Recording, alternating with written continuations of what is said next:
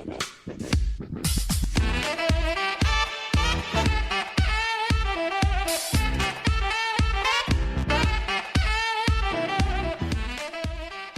everyone, welcome back. Algebra, angle problems in algebra. I love this one. This is one of my favorites so far anyway. So really like this because what we have is two parts of maths that are merging together. So we can see that we've got a little bit of algebra here coming down there, and we've got a bit of angles to come there, and they're meeting together romantically on the beach.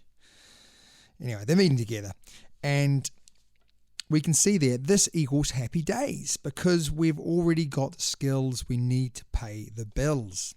We just have to understand how they work together. Okay, so let's go. Let's try some examples here. This is not the examples. These are just some algebra, and this is some angles. But we know some information.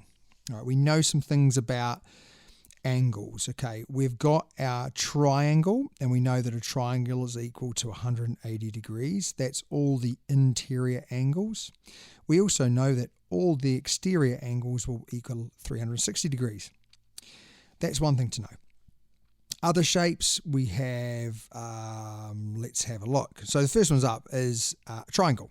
All right, so we know that all the interior angles equal 180. So we're going to write that down. We're going to write 180 degrees equals all of this together. All of this added together will equal 180 degrees. So let's add it together. So we're going to have 2x plus 2x plus 10 plus x plus 30. And you can see that that's 2x plus 10, and x plus 30. Now we're going to collect the like terms. Okay, if you haven't watched the video on collecting the like terms, I definitely recommend doing that. But I've got 2 x's, 2 x-ray machines, plus 2 x-ray machines, that's 4 x-ray machines, plus another one, that's 5 x's, plus 10, plus 30, so that's plus 40. Right? So now all we've got is a two-step equation. We're going to subtract 40 from both sides. That gives us 140 equals 5x.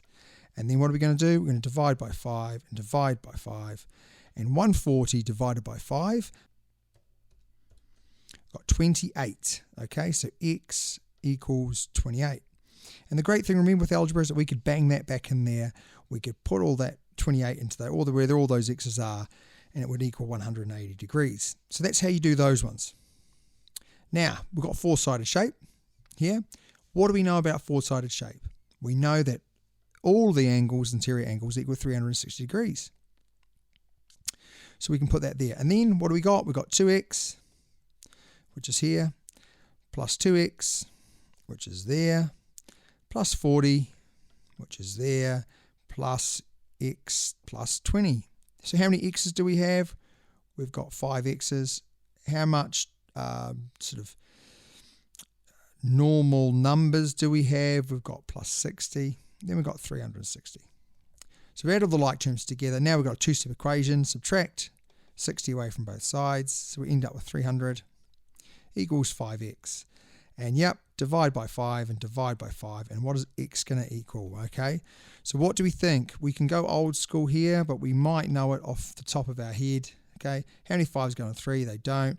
How many 5s go on 30? Well, we've got 6. So it's going to be 60. And our answer is 60. So x equals 60. And that's really how easy it is. Don't make it more complicated than it is. You understand certain elements of shapes. We could also have a really simple shape, which might be, there we understand that that straight line's worth 180.